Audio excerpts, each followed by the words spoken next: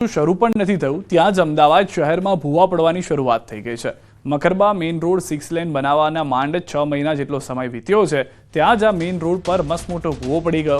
ખોબા જેવડા ખાડામાંથી રિક્ષા પસાર થવા ગઈ અને ભૂવો પડ્યો। હજુ તો ભૂવાને કોર્ડન પણ કરાયો ન હતો, ત્યાં જ મકરબાથી થોડી જ દૂર વેજલપુર વોર્ડમાં વેજલપુર વાળાના મકાન પાસે મસમોટો ભૂવો પડ્યો હતો।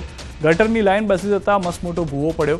જો કે અહીં સદનસીબે ત્યારે કોઈ નીકળ્યું ન હોવાથી કોઈ જાનહાની થઈ નથી।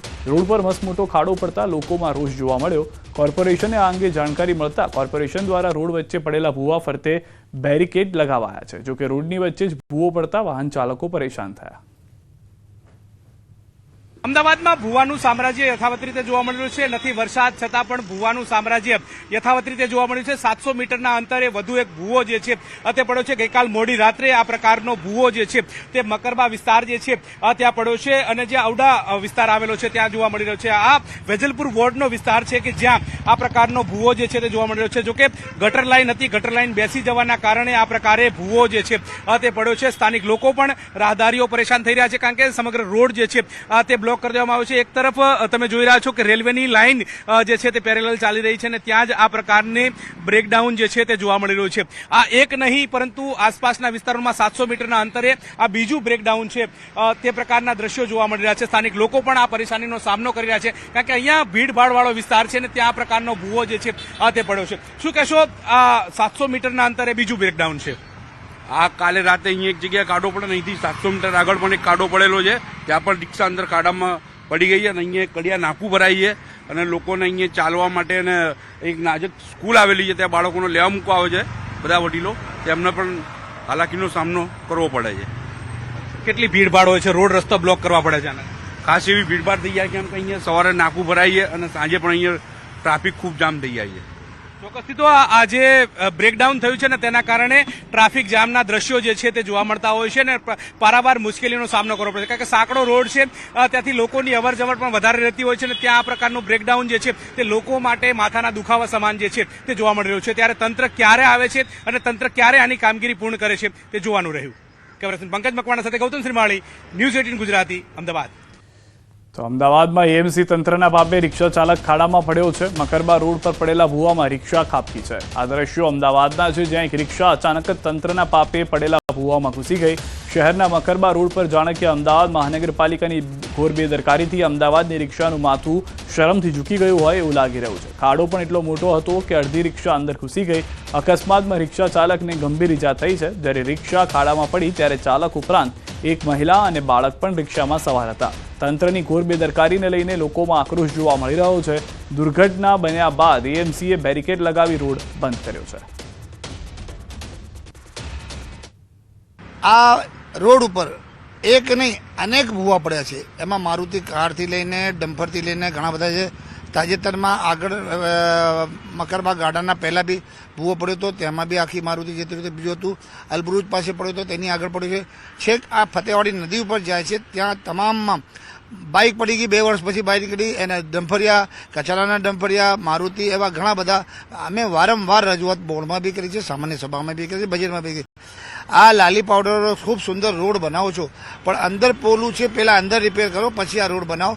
અમદાવાદમાં વગર વરસાદે ભૂવા પડવાનો સિલસિલો યથાવત રીતે જોવા મળી રહ્યો છે। આપ જે દ્રશ્ય જોઈ રહ્યા છો તે મકરબા વિસ્તારના દ્રશ્યો છે કે જ્યાં વગર વરસાદે ભૂવો પડવાનો સિલસિલો જોવા મળી રહ્યો છે। જો કે રિક્ષા મકરબાથી લઈ અને સેટેલાઇટ તરફ જતી હતી ને ત્યારે એકાએક આ ભૂવામાં ખાબકી છે અને જેના કારણે 2 લોકો ઈજાગ્રસ્ત જે છે તે થયા છે। અત્યારે હાલ તમે જોઈ રહ્યા છો કે મસ્ત મોટું ગાબડું કહી શકાય, ભૂવો કહી શકાય તેટલો મોટો ભૂવો પડ્યો છે અને સ્થાનિક લોકો દ્વારા આ પ્રકારની જહેમત ઉઠાવીને કોર્ડન કરવામાં આવ્યું છે। જો કે મોટો ભૂવો પડવાના કારણે રસ્તો જે છે તે પણ બંધ કરવાની નોબત જે છે તે આવી છે। સ્થાનિક લોકો પણ આપણી સાથે તેમની સાથે વાત કરીશું।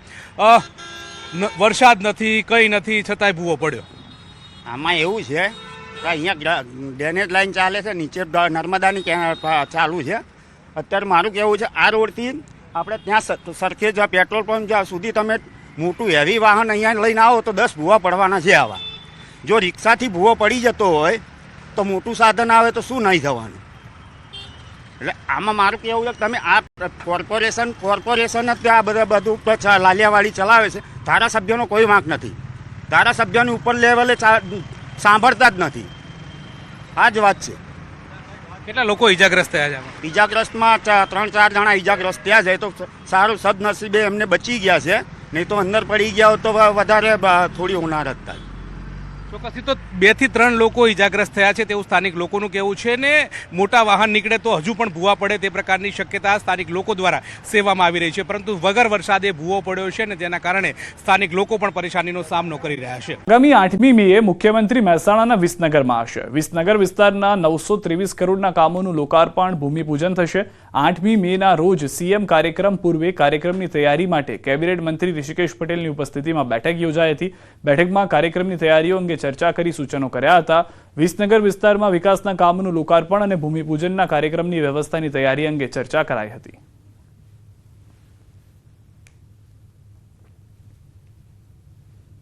વિસનગરની અંદર પણ અત્યારે વિકાસના કામો લગભગ 337 કરોડના ઓનગોઈંગ હાથ ઉપર જે ચાલી રહ્યા છે, એવા કામો તેમજ ખાતમુહૂર્ત અને લોકાર્પણ કરી શકાય એવા આશરે 537 કરોડના કામો જે રાહ જોઈ રહ્યા છે કે ભૂમિપૂજન લોકાર્પણ થાય એટલે કામોની શરૂઆત થાય. અને સાથે 72 કરોડના કામો જે તૈયાર થઈ અને લોકાર્પણના આરે આવેલા છે એવા કામો આદરણીય મુખ્યમંત્રી ભૂપેન્દ્રભાઈ પટેલના હસ્તે કરવાનો કાર્યક્રમ 8મી તારીખે થઈ રહ્યો છે. આપને બતાવી રહ્યા છે ભાવનગર શહેરમાં ભારે પવન અને ગાજવીજ સાથે વરસાદ શરૂ થઈ ગયો છે. ઝાપટા પણ જોવા મળી રહ્યા છે. પંથકમાં વીજળીના કડાકા ભડાકા સાથે વરસાદ થયો હોવાની જાણકારી છે. શહેરની અંદરના દ્રશ્યો આપ જોઈ રહ્યા છો. સાંજના સમયની અંદર જે વરસાદ થયો છે, રાત થતા અનેક વિસ્તારોમાં ભારે વરસાદની પણ આગાહી પ્રમાણેનું માહોલ જોવા મળી રહ્યો છે. ધોધમાર વરસાદ શરૂ થતા વાતાવરણમાં ઠંડક પ્રસરી ગઈ છે. લોકોને ગરમીથી ચોક્કસથી રાહત મળી છે. શહેર સહિત પંથકમાં વીજળીના કડાકા ભડાકા સાથે ગ્રામ્ય વિસ્તારમાં વરસાદ શરૂ થયો હોવાની પણ જાણકારી મળી રહી છે. તો જે રીતે બોટાદના દ્રશ્યો જોયા, રાજકોટના જોયા, ગોંડલના જોયા, તેવા દ્રશ્યો ભાવનગરથી પણ જોવા મળી રહ્યા છે કે જ્યાં પણ ભારે વરસાદ જે છે તે જોવા મળી રહ્યો છે. ગોંડલ શહેર અને પંથકમાં કમોસમી વરસાદ. ગોંડલના ગ્રામ્ય વિસ્તારોમાં પણ વરસાદ. ગોંડલ શહેર તેમજ પંથકમાં બપોર બાદ વાદળછાયું વાતાવરણ જોવા મળ્યું હતું. ગોંડલ શહેરમાં વરસાદી છાંટા શરૂ થયા છે. ગ્રામ્યમાં રીબડા, શાપર સહિતના વિસ્તારોમાં પવન સાથે વરસાદ જોવા મળી રહ્યો છે. જે રીતે રાજકોટ શહેરમાં અને ગ્રામ્ય વિસ્તારમાં બપોરે વરસાદ થયો અને અનેક વિસ્તારોની અંદર કરા સાથેનો વરસાદ થયો તેવા દ્રશ્યો હવે ગોંડલથી પણ મળી રહ્યા હોવાની જાણકારી છે. ગોંડલમાં પણ તે રીતનો જ વરસાદ અને તે પ્રમાણેની જ પરિસ્થિતિ જોવા મળી રહી છે. તો સૌરાષ્ટ્રના મોટાભાગના વિસ્તારોમાં જે રીતની આગાહી હતી તે પ્રમાણેની પરિસ્થિતિનું નિર્માણ થયું છે.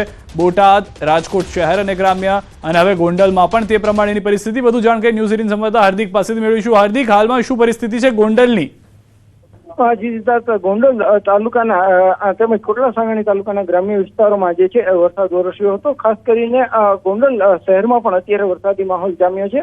આ ઉપરાંત જે છે રીબડા, ગુણાવા, અડમડિયા સહિતના ગ્રામ્ય વિસ્તારોમાં વરસાદ છે. તો બીજી તરફ કોટડા સાંગાણી તાલુકાના જે સાપર, વેરાવળ ગ્રામ્ય વિસ્તારોમાં પણ વરસાદ છે. ક્યાંક ને ક્યાંક વરસાદથી જે શાકભાજીના પાક છે તેમને પણ પારાવાર નુકસાન થઈ રહ્યું છે કે શાકભાજીના પાકના જે આ વરસાદના કારણે શાકભાજીના ભાવ પણ આગામી દિવસોમાં વધી શકે છે. પરંતુ અત્યારના જે રીતના વાત કરવામાં આવે તો રાજકોટ જિલ્લાના અલગ અલગ 4 તાલુકામાં જે છે વરસાદ વરસ્યો, કમોસમી વરસાદ વરસ્યો હોવાના સમાચાર મળી રહ્યા છે.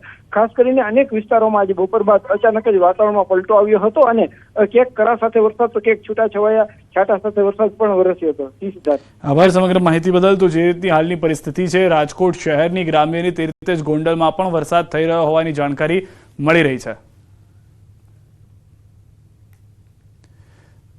તો ફક્ત ગોંડલ શહેર અથવા તો ગ્રામ્ય વિસ્તાર નહીં, બોટાદમાં પણ કરા સાથેનો વરસાદ થયો છે અને તમામની વચ્ચે આપ જોશો તો જે દ્રશ્યો જોવા મળશે, ગોંડલમાં પણ કેટલાક વિસ્તારમાં કરા અને ભારે પવન સાથેનો વરસાદ જોવા મળી રહ્યો છે. જાણે કે નાનકડું વાવાઝોડું પસાર થતું હોય તે પ્રમાણેનું ચિત્ર જે છે તે અહીંયા જોવા મળી રહ્યું છે.